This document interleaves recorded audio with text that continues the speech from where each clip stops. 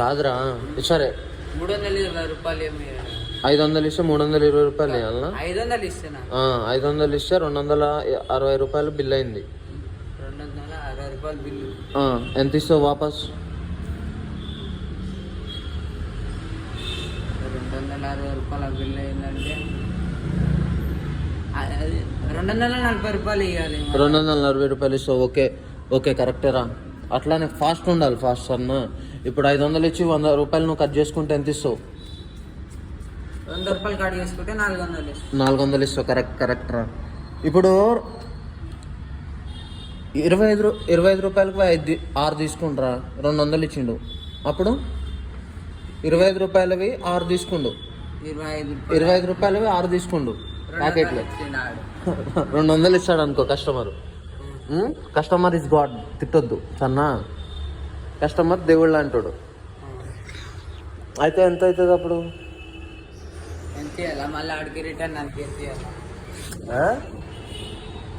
Return రా. ఇప్పుడు return ఎంత ఇవ్వాలి? 200 ఇచ్చిండు, 6 ప్యాకెట్లు తీసుకుండు.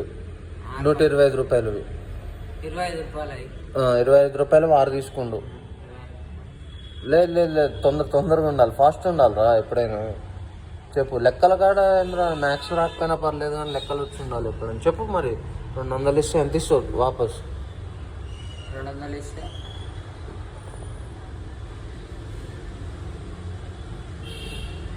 25 రూపాయలు 6 తీసుకుంటే ఎంత అవుతాయి నార్మల్గా? అంటే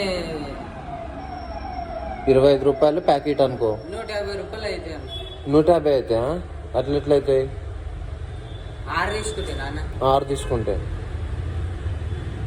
2కి 50, ఇంకా 2కి 50, 100. 5 తీసుకుండు కదా. 100 అనుకో. ఇంకా దీనికి ఇంకెంత కలుపుతావు?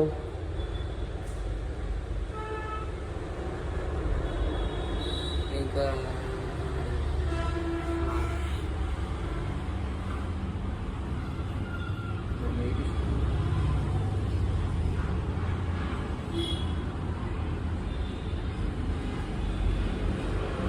చెప్పాలి. 6 తీసుకోండి కదా.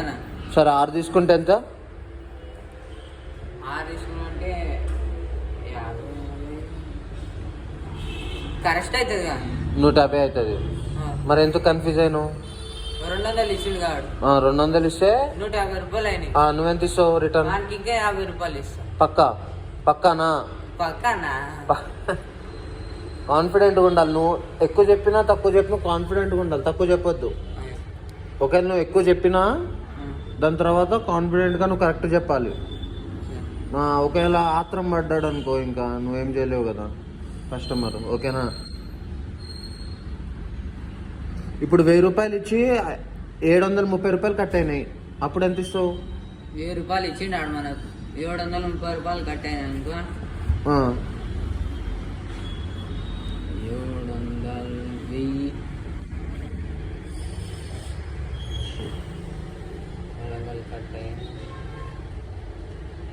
300 కట్ అయిపోయినాయి. ఇంకా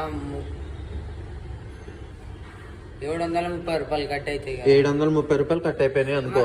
270 రూపాయలు ఇవ్వాలి కదా. కరెక్ట్.